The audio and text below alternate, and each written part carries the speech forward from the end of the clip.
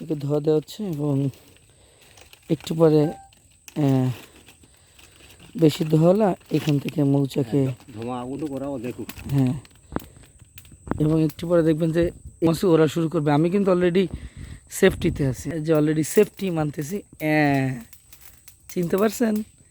এই যে আমি তো, যাই হোক, এখন বাঁচতে তো হবে। আমি সেফটি মেনটেন্স করতেছি। আমাদের ধোঁয়া দিয়ে যাচ্ছে তারা একদম মৌমাছির কাছে। এ যাচ্ছে, ধোঁয়া নিয়ে যাচ্ছে উনি মৌচাক সরানোর জন্য। দেখেন, লাইভ দেখাই কিভাবে সরানো হয়। এই যে পোক সরে যাচ্ছে, পোক সরাই দেওয়া হচ্ছে এই চাকটা থেকে। এই দেখেন সাদা মধু, ওয়াও, এটা বেরিয়ে যাচ্ছে।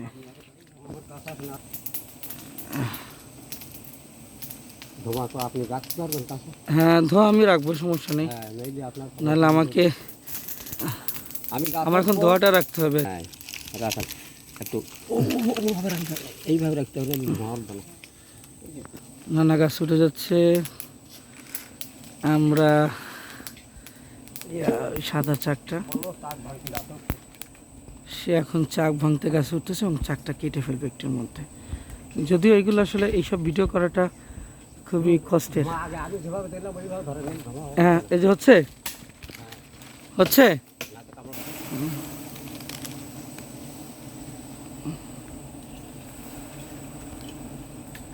আমার অনেক ভয় করতেছে, অনেক রিস্ক লাগতেছে।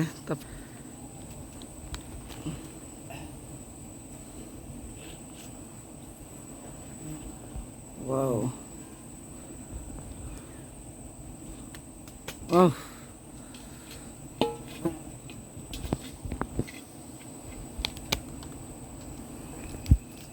কি মৌসা গাছে ডিস্টার্ব করতেছে? না না, আপনার ডিস্টার্ব করেন না, আমার একটা কামাই করে করতে।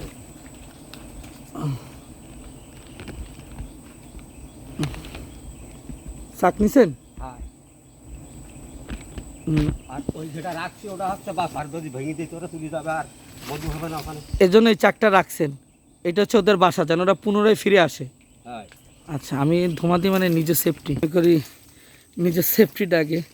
ধোঁয়া এই মৌমাছি অলরেডি কামড়ানোর জন্য, যেহেতু ওদের ঘর ভেঙে নিছি। আপনি কতদিন ধরে মধু কাটেন? আমি 20 বছর এরকম ভাঙি। ও আচ্ছা আচ্ছা, আমি নিজেই গাছে উঠি। হ্যাঁ, তা তো আমরা দেখতেই পাচ্ছি। আগে ও আপনার কাছ থেকে আমরা মধু কালেকশন করছি। হ্যাঁ, হুম।